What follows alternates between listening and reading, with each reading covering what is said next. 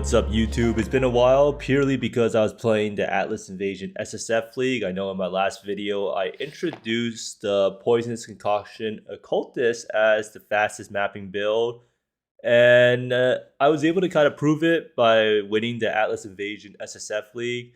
Now before we start off, the little update on this build and what I'll be playing in Delirium Everywhere, I'm going to showcase a clip that is probably one of the most heartbreaking rips I've had.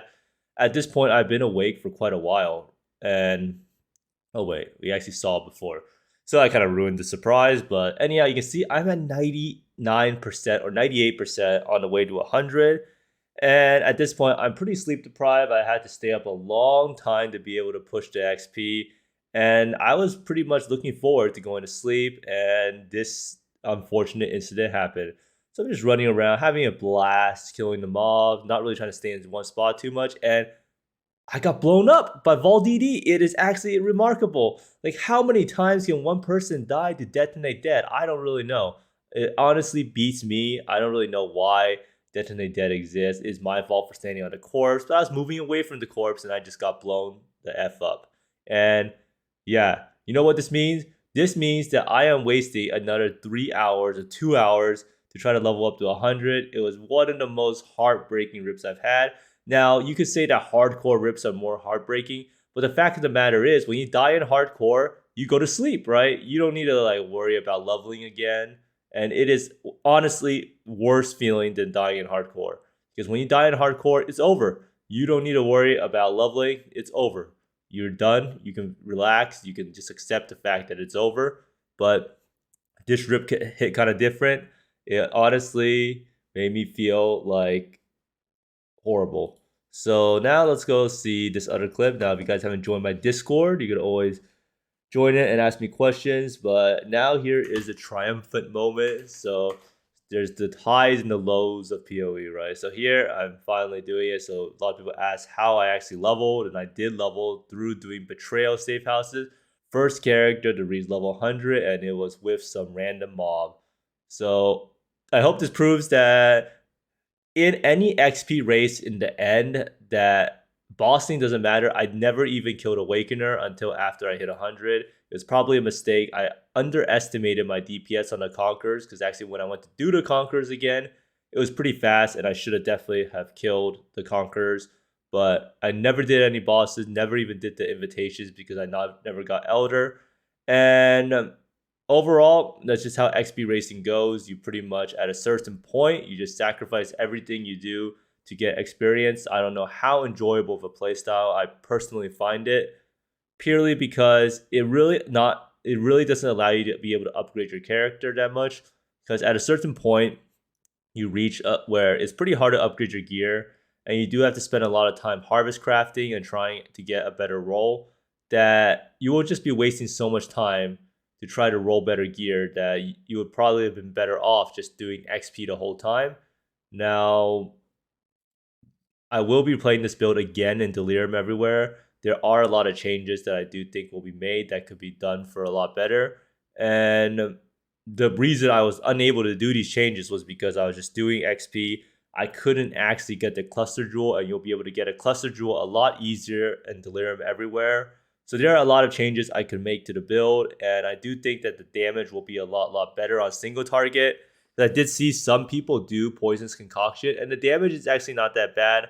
I saw some Maven kills that look like 20-30 mil DPS, and I do want to try to optimize this character instead of just pushing out XP like a madman. But overall, event was kind of cool. Atlas Invasion, not really sure what to think about it. At a certain point, it felt like all the uniques that was dropping was garbage, and I stopped killing the bosses. It didn't seem to give that much XP when I calculated out how much one boss would actually give. And it was pretty much like play Exiles Everywhere, except they were map bosses, right? Now, the biggest thing about the Atlas Invasion League was that you were able to get a lot of random uniques that would be pretty hard to get normally. I got like Rhyme Gaze, I got 2 Cospreys, I got Paradoxicas, but that's not really because of Atlas Invasion, but mainly a lot of random stuff. I never got Carcass Jack. Yeah, but I didn't really kill that many map bosses inside of the map. So if I actually killed everything, I probably would have gotten a lot more. Now let's go over the build and the optimizations we can make to it. And actually, before that, I'm gonna go over the race real fast just to say what actually happened. Now, the fun part about racing with XP is when you have someone else trying to race you, right? So the cool thing about this is that this actually shows you how long they've been awake for and what XP per hour they're pulling and when they actually die. So some of this will probably be pretty cool. So when you want to see what someone else is doing, you go to show graphs and you can see. So this is the person who was actually the one against me, right? So where is the person? Huh. The Oh, this person, yeah. So right here, you go to show graphs, and it overlays the person's XP with yours. So this person is the main competitor the whole time, and you can see here the lines actually go back and forth a lot. So wait, so let's start off the event, right? So for one day, well, this is the start of the event, right? So we both like pretty close. I think he actually leveled faster than me because I don't know what I was doing, but I think I was just leveling pretty inefficiently or something because I was doing another because I just didn't swap the poisonous concoction until pretty later. So at a certain point, we were all mapping, and then I finally passed them at level 88. I think I was like rank 2 overall when I went to sleep. And I went to sleep for like a little bit, like 4:27 a.m. to 8:56, so like 5-6 hours. And he just kept playing, so he was above me now. So we keep going into the race, and he finally went to sleep at 1:26 p.m. because this was probably like a 25-hour session or so. I kept playing. I usually take a lot of breaks because I had to feed my dogs and do a lot of other stuff. And he went to sleep for quite a while, right? 8 hours. So, and then I actually only played until 3 a.m. that day. And I took a 6.5 hour sleep, right? So that's pretty long. At this point, we're like 95, 94. And he was pretty far behind at this point. But when someone else is not really playing, you do gain a lot of XP.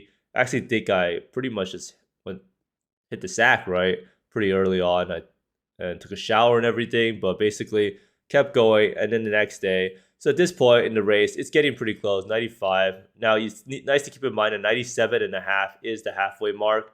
And it seemed like that Saboteur was kind of gaining more XP than I was, purely because he was able to kill the Conqueror bosses and get those maps with extra packs of influence mobs, right? So that made kind of a big difference. But basically, you can keep going here. So what time did I go to sleep that day? I went to sleep at 4 a.m. again, and kind of up and down. You did see I died here. So every time you see a downward spike is when you die. And until like 95, 96, dying doesn't really matter too much just because you get so much XP that when you die, you can pretty much run a map or two and you get back everything you got. So it's not really that heartbreaking. It's only around like 97 or so that it becomes really bad. Even 96 is starting when it feels to be really bad. So you can see here, he does have a few downward spikes, and down here, not really like gaining any XP, and we have like a 10 million or 100 million lead or something, right? So next day, this is when it starts getting bad. So I woke up in the morning, did some maps, and I ended up dying. And I think this was the last death I actually had throughout the whole event until the 99.99 death. So at this point, the race is getting pretty close. And it pretty much becomes like who's going to sleep first. And the deaths are actually going to be a huge issue. So here, I was like just playing along. And I was waiting for him to go to sleep because he had been awake for quite a while, right? In 9:43 p.m. And here, when he died, it was already like a 23-hour session, right? So at this point, I was waiting for him to die or go to sleep. And as soon as he dies, he usually goes to sleep because at that point, it's pretty demotivating. Dying at 98 is a pretty bad thing. So I pretty much just kept playing. And then I was like, oh, I'm pretty safe. I have like 120 million XP lead. So at this point, he wakes up, he dies again. And I didn't know how long I could actually sleep for. Because at this point, like if you go to sleep and they just keep playing and wake up early or something, you will be forever behind. And at this point, it's almost enough. They're close enough to 100 where they can pretty much pull it off in one long session, right? So I actually fell asleep for like, so I actually pretty much stopped playing at 2 a.m. and I did a little bit of it, but I was pretty much just like relaxing and taking a break. So I took like a 5-6 hour break or so. And I almost fucked up because this person died, so it actually saved me a lot of time. So every death is like an hour or two at this point. And then at that point, I have a lead. And then I was like pretty worried, right? Because if you watch this trajectory right here, he actually gains a little bit more XP per hour than me. And at this point, he dies. And you can see how devastating these deaths are, right? Every death is an extra like 2 to 3 hours that I gain. So as soon as I see he dies, he goes off live. Like, oh, now it's time to relax. I go buy some food. And then I keep going on. You can see his line is a little bit steeper than mine. Just because, I don't know if he's taking more risks or if it's just he's killing the influence mobs. But at this point, we're both 99. It's very close to the end, right? If you extrapolate these lines out, he might pass me. I think at this point, it's very, very close. But again, he dies again. And yeah. So he dies again. And then he tries to keep going. And then some disaster strikes. He dies 2 times in a row. And that's over, right? So you can say that I solo self found softcore. It doesn't matter if it's softcore. You can die as much as you want. But on a race to 100, dying is just not going to be possible, right? If someone dies and you don't die, there's no way, as fast as your build can be, that you can ever make up for it. It's kind of something I learned in Gauntlet because I was able to get to 97 so fast, right? Sorry about that. I don't know who is actually trying to call me, but who cares about the phone calls, right? But basically, this is the final death. So you can see here it cost me 127 to 4:13 a.m. like 3 hours of time.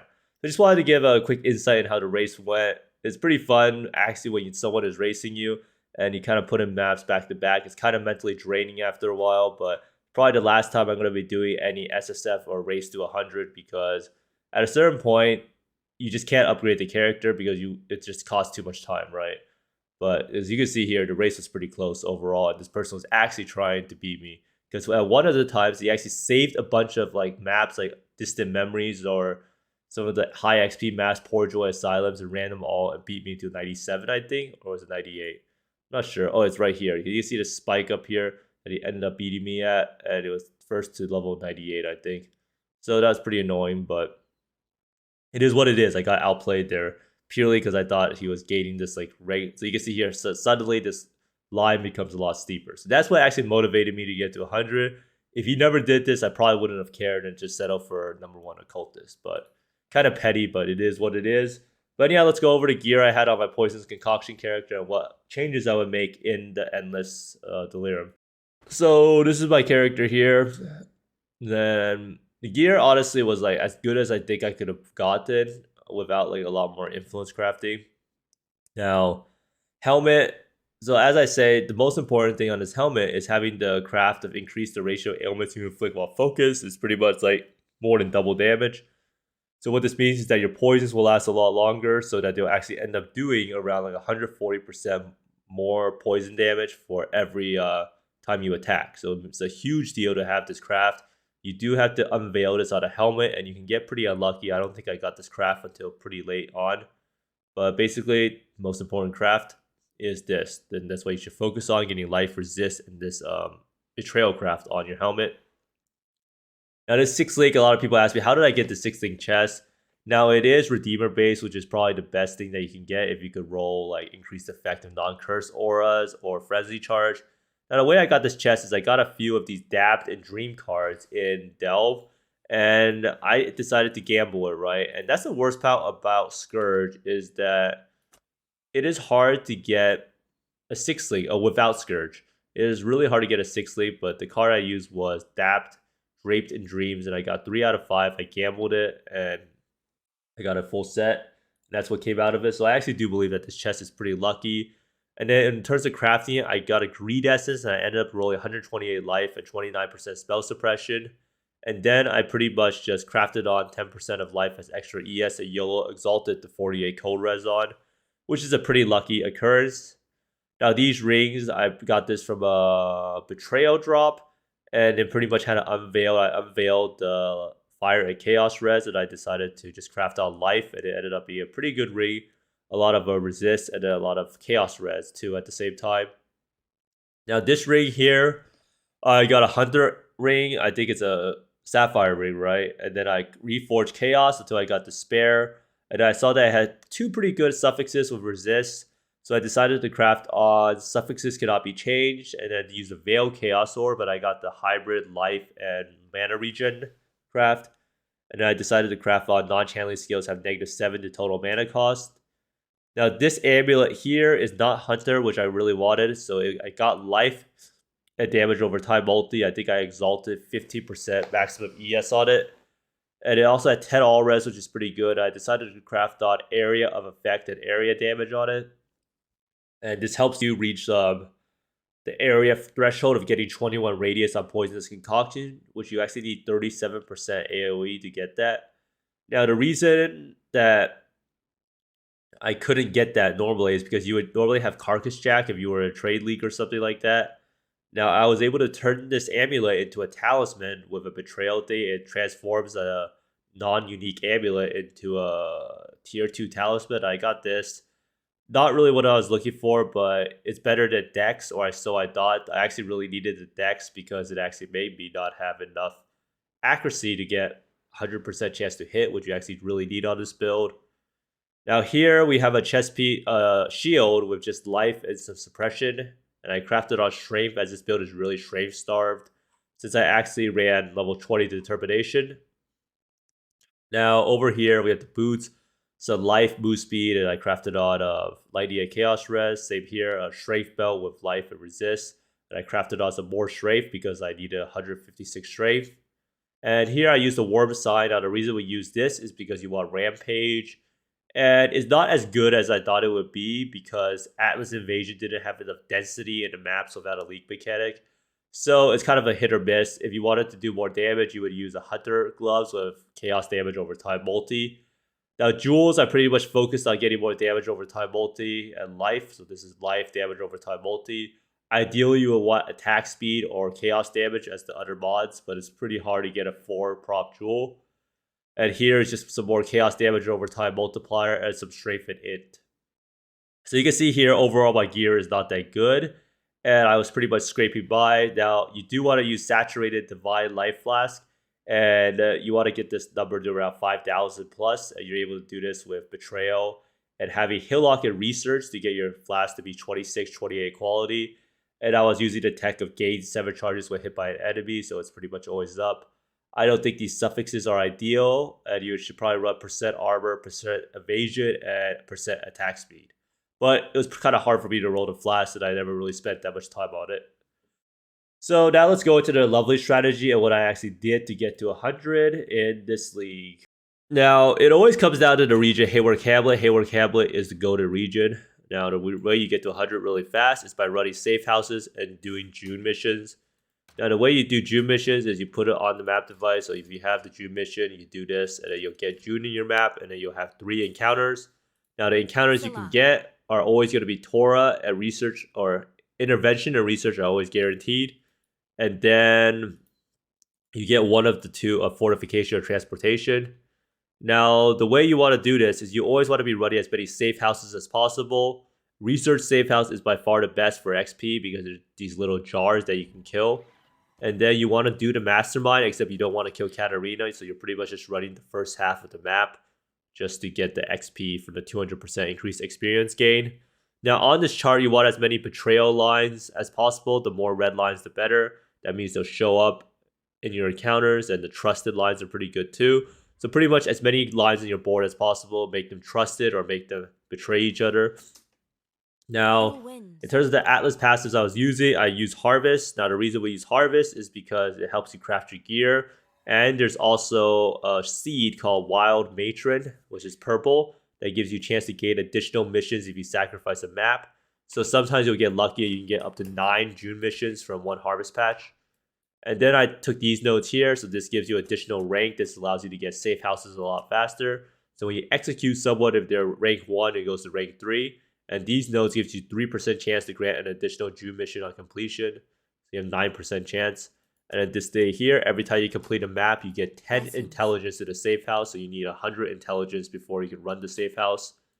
So overall, best region by far. Glennock, pretty bad, although you could do Abyss. I was doing Abyss for XP. So if you get a Gilded Abyss Scarab, and then you can juice up the map in like Park or something, and you can get a lot of XP from that. Lyra Ardain, you could go for exotic goods, but I didn't really do this region. It's probably a mistake. You can probably do this region until you get a 6 link. Because Lyra Ardain actually has pretty good maps in, I think, Arachnid Nest and Underground Sea. Now, Valdos, I pretty much use this for Sulfite. So if you use this node here, and you take this node, just taking this node is probably a mistake. So you probably want King Harbinger for XP, and then you probably want this day for Sulfite. Now, in the Delirium League, it's probably okay to do this day. Actually, this day would not do anything. Yeah, so Delirium is kind of screwed. You could potentially do this to get more unique cluster jewels like Secrets of Suffering if you were going for that, but it's probably better to do Delve. So overall, that's my Atlas strategy. I didn't even get to Uncharted Realms in the end, but spent all my time at Hayward Hamlet. Maps I was running was Acid Caverns and Alleyways. But in terms of fixing up this build for the next league, what I will be doing is pretty much using more cluster jewels. So you can see here, I'm going to be getting a large cluster and potentially a medium cluster with a flow of life or whatever it's called that gives damage over time and duration of ailments. But basically, the damage can be a lot higher than I had in this league, and partly a lot of it goes down to having better gear. And crafting a Hunter helm and getting -9 Chaos Rift should help out a lot. Maybe not using Rampage gloves, so using a Hunter gloves. The amulet is actually a pretty big deal. If you take off the amulet, it's like a 40% DPS loss. So I wanted to get an amulet with corruption on it, and then +1 Chaos skill gems on a Hunter amulet. So I do think that these changes alone will make a pretty big difference.